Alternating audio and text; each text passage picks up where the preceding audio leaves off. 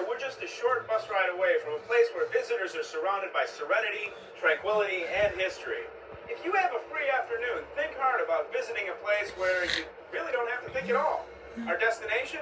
Jackson Park. Located about 9 miles south of the Loop along the lakefront sits one of the city's most tranquil getaway spots, Jackson Park. It was designed in the late 1800s by renowned landscape architect Frederick Law Olmsted, the same man who designed New York Central Park.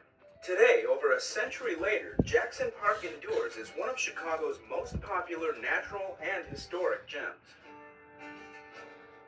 For a look at this historic place, we met up with Tim Samuelson, a resident of the area, cultural historian for the Chicago Department of Cultural Affairs, and our tour guide for the day. It's gorgeous. Tell me a little bit about it. Well, actually, you've probably heard about the Great World's Columbian Exposition. This is the one place you can really get an idea of what it must have looked like to people in 1893.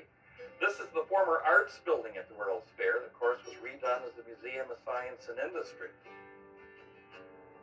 Soon after the completion of the World's Columbian Exposition, the buildings were demolished, leaving only the former arts building. Other features were replicated years later, like the Republic sculpture of 1918. But a recent tale has sparked imaginations about the fair and its majestic location. When people come to Chicago and they want me to take them around, they always say, take me to the site of the World's Fair, because there is the novel, The Devil in the White City, which seems like everybody's read. And part of the story tells about architect Daniel Burnham having the challenge of building this huge World's Fair almost virtually overnight.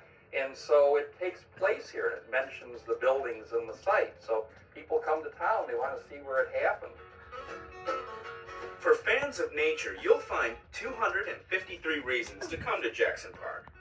That's how many species of birds you can find here. And bird watchers flock here from all over the country. Adorned with binoculars and a field guide, Doug Anderson of the Chicago Audubon Society will show even novice bird watchers the best ways to identify and observe birds that migrate to the park. Birds like this rare Caspian tern or these barn swallows.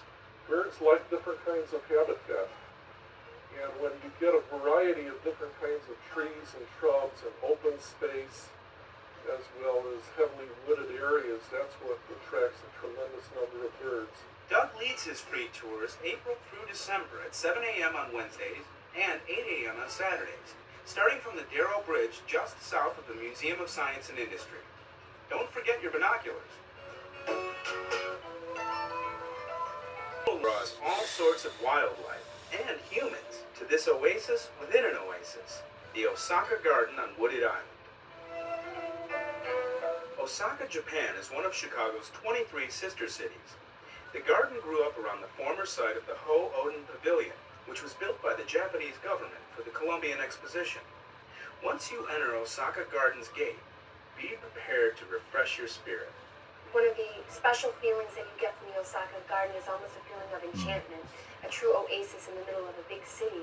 A Japanese garden isn't your typical garden either. It's designed to be explored, with winding paths, areas for meditation, and simple. There's a wonderful arched bridge that you are supposed to zigzag over, so that perhaps if there are evil spirits following you, they don't make the zigzag and you would escape from the evil spirit. So there's many wondrous things. The park and Osaka Garden are open to explore daily from dawn until dusk. Of Jackson Park is a stunning example of the innovative residential architecture created just after the World's Fair. You got the Jackson Park Highlands right near here, which is a designated Chicago landmark. It's some really great houses, and actually the whole housing stock. I'm just going to do an architectural tour. Just want the neighborhoods are like. CTA. Here's how.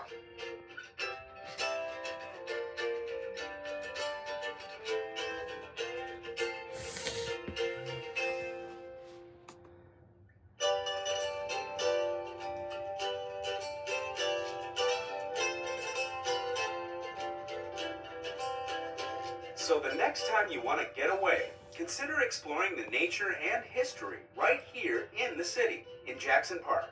I don't know of another place in the city or another park where you really can kind of get your